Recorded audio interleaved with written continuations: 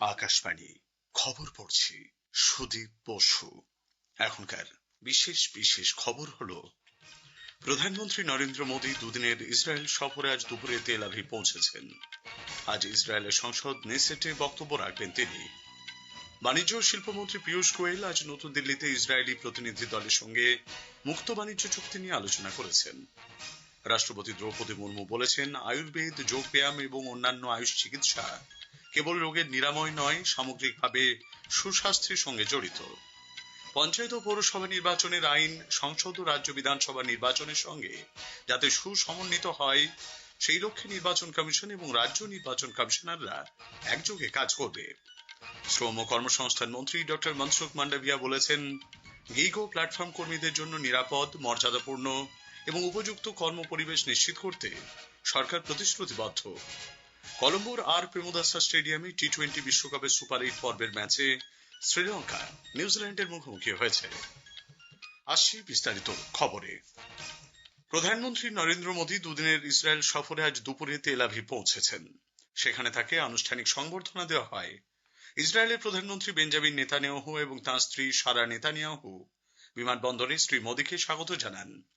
তেল আভিভে ইসরায়েলের প্রধানমন্ত্রীর সঙ্গে বৈঠকের পর শ্রী মোদী জেরুজালেম পৌঁছেছেন।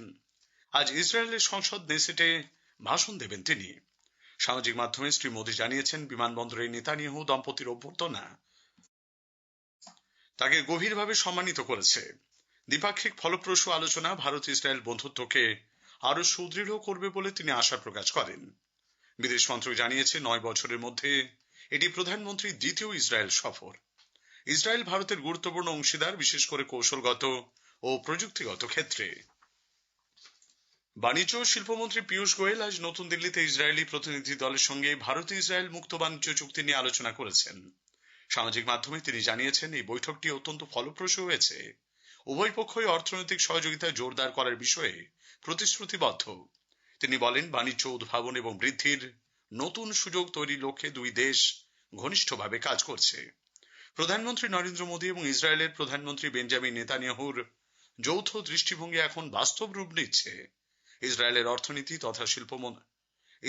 অর্থমন্ত্রী তথা শিল্পমন্ত্রী নীর বারকাত সামাজিক মাধ্যমে দুই দেশের কৌশলগত সম্পর্কের প্রশংসা করেছেন। ভারত বিশ্বজুড়ে অনিশ্চয়তার মধ্যে কৌশলগত ক্ষেত্রে স্থিতিশীলতা বজায় রাখা এবং অবিলম্বে যুদ্ধ প্রতিহত করার পক্ষে জোরালো সওয়াল করেছে।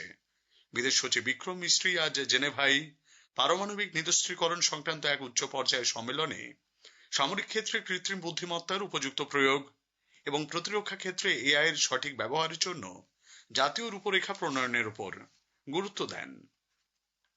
রাষ্ট্রপতি দ্রৌপদী মুর্মু বলেছেন, আয়ুর্বেদ, যোগব্যায়াম ও অন্যান্য আয়ুষ পদ্ধতি কেবল রোগের নিরাময় নয়, বরং বৃহত্তর ক্ষেত্রে স্বাস্থ্য ব্যবস্থাপনার সঙ্গে জড়িত।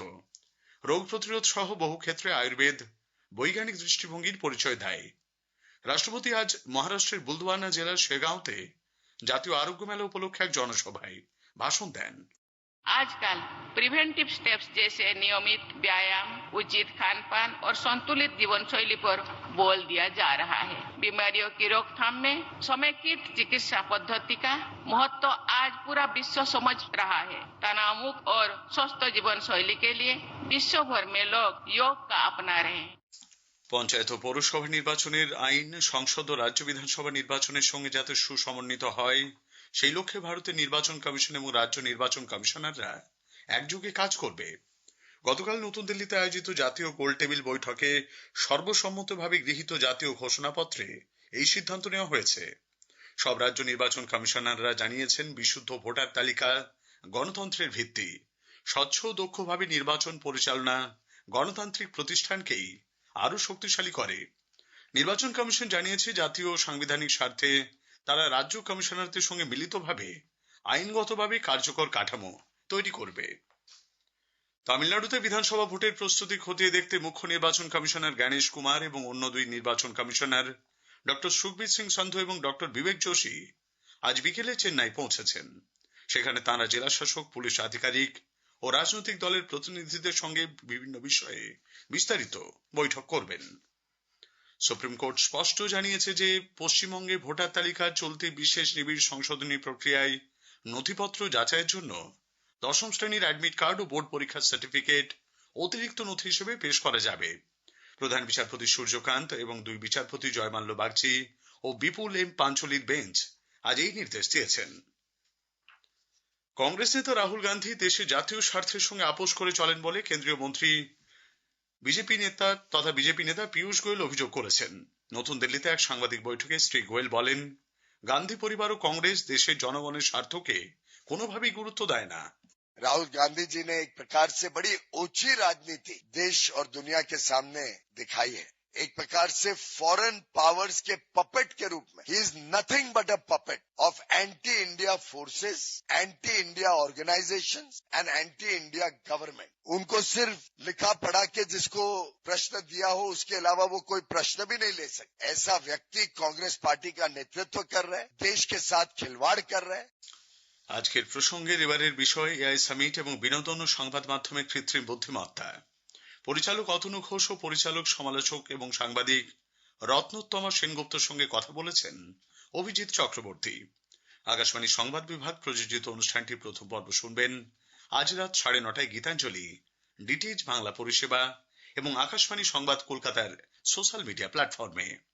এই অনুষ্ঠানের দ্বিতীয় তথা শেষ পর্ব শুনতে পাবেন আগামীকাল রাত 8টায়।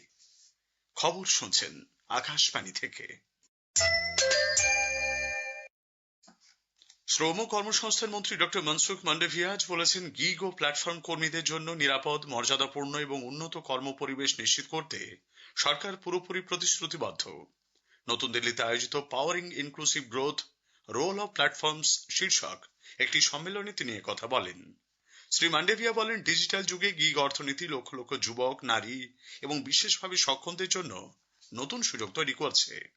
সরকারের অগ্রাধিকার হল এই কর্মীদের যথাযথ সামাজিক নিরাপত্তা, বীমা, স্বাস্থ্য সুবিধা ও দক্ষতা উন্নয়নের সুযোগ প্রদান। প্রতিরক্ষামন্ত্রী রাজনাথ সিং আজ নতুন দিল্লির সাউথ ব্লকে ভারতীয় বিদেশ সেবা আইএফএস এর প্রশিক্ষণরত আধিকারিকদের উদ্দেশ্যে বক্তব্য রাখেন। তিনি বলেন, আত্মনির্ভর ভারতের আওতায় দেশীয় প্রতিরক্ষা শিল্পের উৎপাদন ও রপ্তানি সক্ষমতা বাড়াতে সরকার দৃঢ় প্রতিজ্ঞ। এক্ষেত্রে ভারতীয় কূটনীতিকদের ভূমিকা অত্যন্ত গুরুত্বপূর্ণ। জম্মু কাশ্মীরের নিরাপত্তা বাহিনী আজ পুঞ্চ জেলার মেন্ধার মহকুমার কাসবালারি এলাকায় তল্লাশি চালিয়ে প্রচুর অস্ত্রশস্ত্র ও গোলাবারুদ উদ্ধার করেছে। এর মধ্যে আছে একটি বড় আইডি, একটি ছোট আইডি, 2টি চীনা গ্রেনেড, একটি 9mm পিস্তল এবং 2 রাউন্ড কার্তুজ, 22 রাউন্ড 7.62 মিলিমিটার কার্তুজ। আকাশবাণী জম্মু সংবাদদাতা জানিয়েছেন, গোপন খবরের ভিত্তিতে নিরাপত্তা বাহিনী এই অভিযান চালায়। দেশের আইনি ক্ষেত্রে কৃত্রিম বুদ্ধিমত্তা গুরুত্বপূর্ণ ভূমিকা পালন করছে।